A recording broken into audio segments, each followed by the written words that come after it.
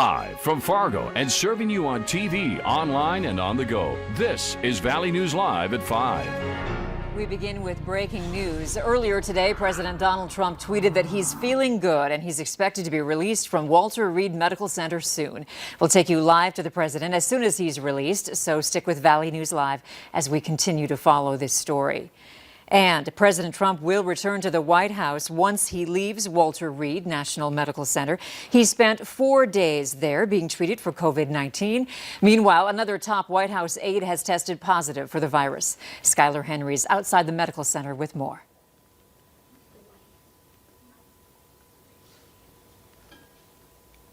President Trump says he will be discharged from Walter Reed National Medical Center later this evening to continue coronavirus treatment at the White House. Though he may not entirely be out of the woods yet, the team and I agree that all our evaluations, and most importantly, his clinical status, support the president's safe return home, where he'll be surrounded by world-class medical care 24/7.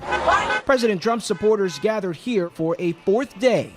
White House Press Secretary Kayleigh McEnany is the latest high-profile official to test positive for COVID-19. McEnany wasn't wearing a mask when she spoke to journalists this weekend, and now the White House is urging members of the media to get tested. Despite being sidelined from the campaign trail, President Trump continues to use Twitter, sending at least a dozen tweets from his hospital suite here on Monday, urging his supporters to go out and vote. I think we should be very cautious, as I've thought all along.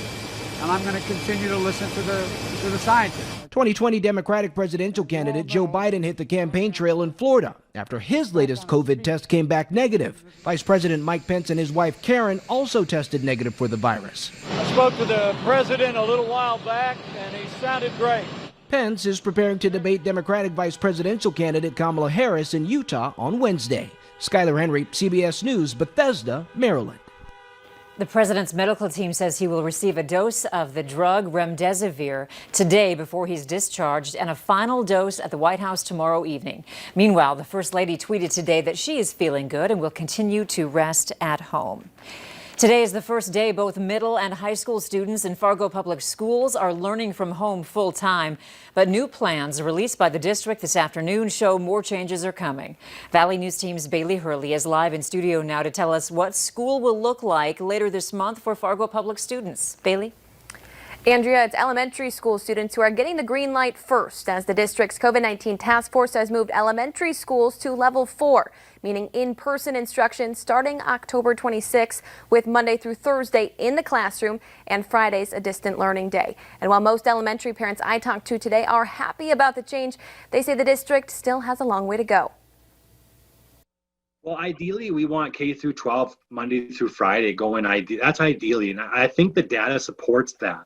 And that's where I think a lot of the parent frustration is coming into play. Right now, I think we're prioritizing the risk a lot higher than what it actually is.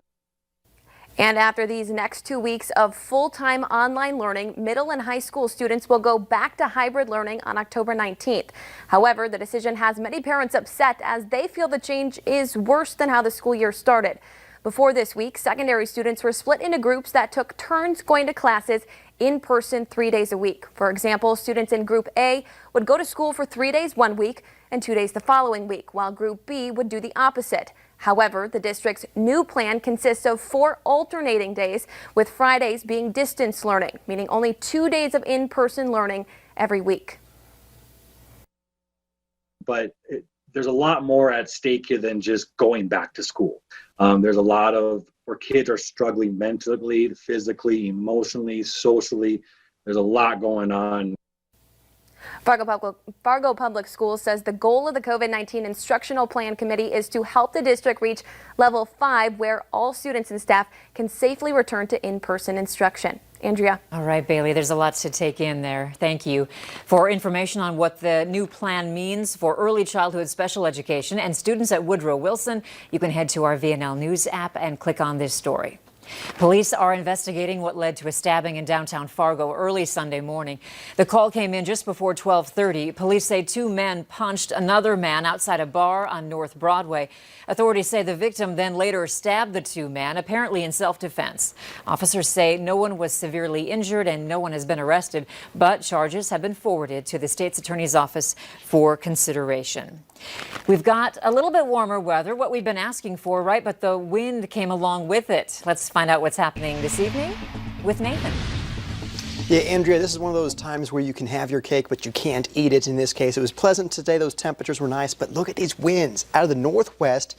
Busy. We're seeing sustained winds 20 to 30 miles per hour with gusts upwards of 35 miles per hour this hour in Jamestown, gusting 32 miles per hour in Fargo, 35 miles per hour also gusting in Grand Forks. So it looks like the windiest conditions at this time are in our North Dakota neighborhoods. Not quite as windy, especially for our friends in Fergus Falls, seeing a calm wind right now. Bemidji 8 miles per hour out of the west. The good news is in the next couple of hours, these winds will subside before they ramp back up again. A fire weather watch is going for our North Dakota neighborhoods north of I-94 from noon until 8 p.m. tomorrow. Dry conditions and windy conditions will be teaming up to make any fire that may get sparked spread quickly with, again, those busy northwest winds. Here's our temperatures: 55 right now in Badette as the cool spot, 62 in Bemidji, but the temperatures up and down the valley are pleasant. We're in those low 70s at this hour with clearing skies even being detected on the satellite.